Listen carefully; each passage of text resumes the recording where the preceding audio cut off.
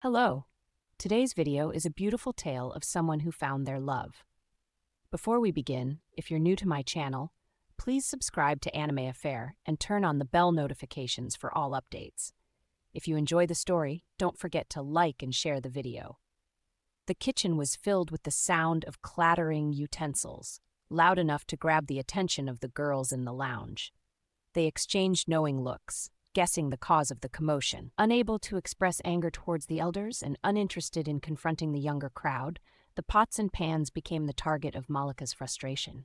Meanwhile, the other girls were engrossed in a peanut-eating competition, leaving behind a pile of shells that grew as their snack diminished. "How about this outfit for the engagement?"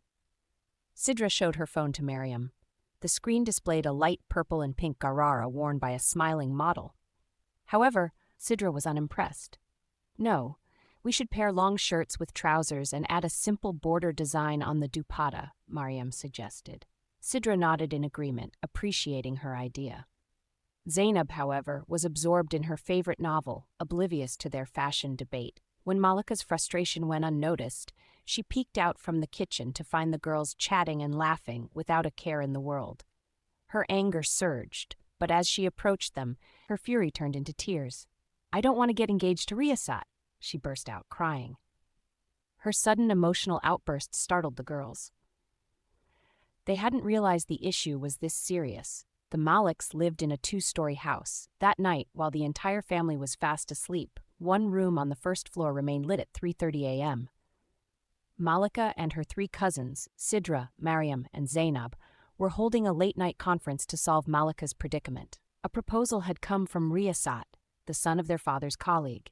He was well-educated, employed, and by all accounts, an eligible bachelor. The elders in the family were thrilled, but Malika had a problem: his name. From the moment she heard the proposal, she had protested against marrying someone with such an odd name.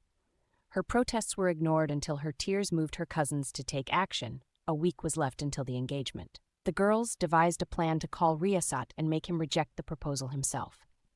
Zainab, an avid reader of romantic novels, suggested the idea. In stories, the girl calls and refuses the proposal, and the boy, out of pride, ends it himself, she explained. Malika was hopeful as the others assured her this would work. They secretly retrieved Riyasat's number from their father's phone and prepared to call him. When the call connected, Riyasat answered in a deep, serious voice. "Assalamu alaikum. How can I help you?" Malika, with all the courage she could muster, blurted out, "I'm Malika. Please refuse this proposal. I'm not interested in you." She hung up before he could respond. The girls praised her bravery, confident that no self-respecting man would pursue a woman who had rejected him so bluntly. The next day passed without any word from Riyasat. The girls waited anxiously, expecting him to inform his family, but no such call came. Zainab proposed another idea. Malika should message him, giving him an excuse to reject her. She sent a message: "I understand how painful rejection is, and I sympathize with you. To avoid embarrassment, tell your parents you love someone else. This way, your family's honor will remain intact. Best wishes, Malika." The message was read, but no reply came. Days passed, and the girls assumed their plan had worked. However, during a family gathering, the elders announced a surprising decision. Riyasat's family wanted to skip the engagement and proceed directly with the wedding.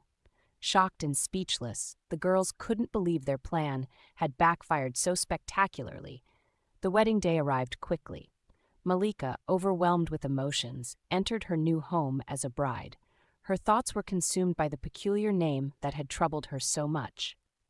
Why couldn't it have been something more charming, like Arsalan, Hamza, or Junaid? Why Riyasat? Later that night, Riyasat finally addressed her. "So what was the reason for your rejection?" he asked with a smile. Malika hesitated but decided to tell the truth. After listening to her explanation about his unusual name, Riyasat chuckled softly. "My uncle, who passed away before I was born, was named Riyasat. My mother named me after him to honor his memory," he explained. "I've never had an issue with my name. No one ever mocked it, not in school, college, or university. Only you seem to find it odd." His gentle words and understanding demeanor left Malika feeling a mix of guilt and admiration.